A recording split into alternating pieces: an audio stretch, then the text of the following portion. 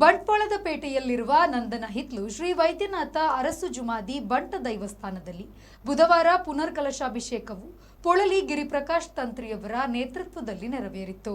ಬೆಳಿಗ್ಗೆ ಗಣಹೋಮ, ಕಲಶ ಪ್ರತಿಷ್ಠೆ, ಪ್ರಧಾನ ಹೋಮ ನಡೆದು ಶ್ರೀದೈವಗಳಿಗೆ ಪುನರ್ಕಲಶಾಭಿಷೇಕ, ನಾಗದೇವರಿಗೆ ತಂಬಿಲ ಸೇವೆ, ಮಧ್ಯಾಹ್ನ ಮಹಾಪೂಜೆಯ ಬಳಿಕ ಅನ್ನ ಸಂತರ್ಪಣೆ ನಡೆಯಿತು.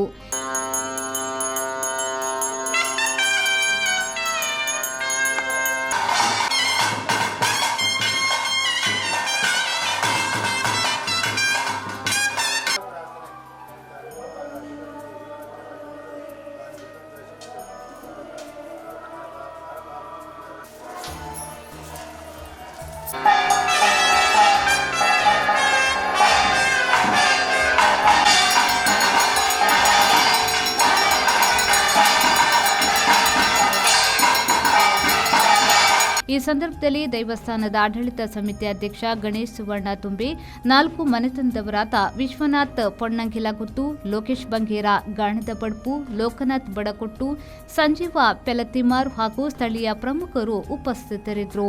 ಸಂಜೆ 6 ಗಂಟೆಯಿಂದ ವಿವಿಧ ಭಜನಾ ತಂಡಗಳಿಂದ ಭಜನಾ ಸಂಕೀರ್ತನೆ ನಡೆಯಿತು. ರಾತ್ರಿ 9 ಗಂಟೆಗೆ ಶ್ರೀ ಪೊನ್ನಂಗಿಲಗುತ್ತುವಿನಿಂದ ಶ್ರೀ ಅರಸು ದೈವತಾ ಭಂಡಾರವು ದೈವಸ್ಥಾನಕ್ಕೆ ಆಗಮಿಸಿ ಭಂಡಾರ ಏರಿದ ಬಳಿಕ ಶ್ರೀ ಅರಸು ದೈವತ ನೇಮೋತ್ಸವ ನಡೆಯಿತು.